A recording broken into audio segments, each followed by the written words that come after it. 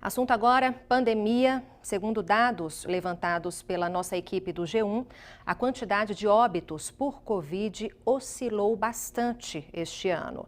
O mês de abril foi o mais letal, seguido pelo mês de junho.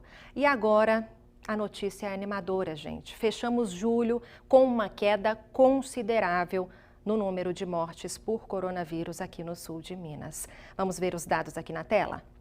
Vão aparecer para a gente. Em janeiro, foram 357 óbitos. Em fevereiro, o número subiu para 516, 831 em março. Em abril, um número alarmante, 1.182 mortes. Em maio, uma certa queda, 1.003. Em junho, subiu de novo, 1.144. E em julho, finalmente, a queda considerável que a gente tanto esperava. O número caiu aí para 752 óbitos por Covid, gente. Então, apesar do número de mortes ter aumentado de maio para junho, no mês passado tivemos uma ótima queda. E segundo o boletim indicativo publicado semanalmente pela Unifal, que analisa a situação da Covid-19 no estado, Minas Gerais iniciou esta semana mantendo essa tendência de queda nas internações e também nas mortes, além de novos casos. Para analisar esse cenário, a gente recebe o nosso parceiro, o professor Sinésio Inácio da Silva Júnior. E professor, bom dia, brigadão pela presença. Bom dia, Suzana. Bom dia a quem nos assiste. Professor, ainda de acordo com esse levantamento, a média semanal de internações teve queda de 61%. O que isso representa, hein? Essa redução de 61% na média móvel, né, de 7 dias, na semanal, ela significa que nós estamos com uma tendência de queda bastante importante no número de internações. E, professor, essa queda que estamos tendo, tanto no número de internações, quanto no número de mortes, no número de novos casos também, isso é reflexo direto da vacinação, professor?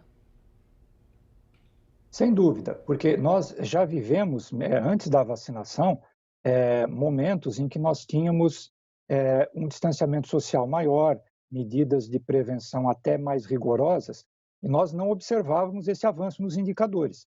Então, sem dúvida, especialmente internações e óbitos, a vacinação tem feito um sentido muito positivo e já também, né, já há um mês e meio, 2, a gente pode reputar a vacinação a diminuição também de novos casos. Agora, isso aliado ainda com a manutenção de medidas de prevenção. Mas, sem dúvida nenhuma, a campanha de vacinação, a vacina, ela tem sido a esperança para a gente controlar essa pandemia. Por falar em imunização, professor, segundo o vacinômetro da SES, gente, no sul de Minas, mais de 1 milhão de pessoas foram vacinadas com a primeira dose, o que representa cerca de 66% da cobertura vacinal. Quase 560 mil pessoas tomaram a segunda dose e mais de 54 mil receberam a vacina de dose única. Como o senhor avalia, então, o andamento da nossa vacinação, professor? Olha, Suzana, Minas Gerais ela estava há um mês, aí pouco atrás, entre as 5 melhores unidades da Federação Estados em vacinação e cobertura. Nós ficamos um pouco para trás. Então, sabemos que é um problema, né, do Brasil, essa lentidão, né, no fornecimento e o atraso do início da vacinação. Mas esses números vão avançando lentamente e o problema é essa lentidão. Nós temos visto, como você mesmo comentou e comentamos agora, né, um avanço de indicadores. Só que tem um indicador que é fundamental, que é a cobertura completa. Aquela com segunda dose, ou no caso da vacina que usa a dose única, né, a dose única. E nesse sentido, nós ainda estamos em torno de 22%, indo para 23% da população total. A gente precisa triplicar essa cobertura para, de fato, evitar essas oscilações, né, como a gente tem visto aí. A melhora predomina, mas ainda com algumas oscilações. Há regiões, por exemplo, que o Vale do Aço, que de junho para julho aumentaram o número de mortes em 17% diariamente, em média.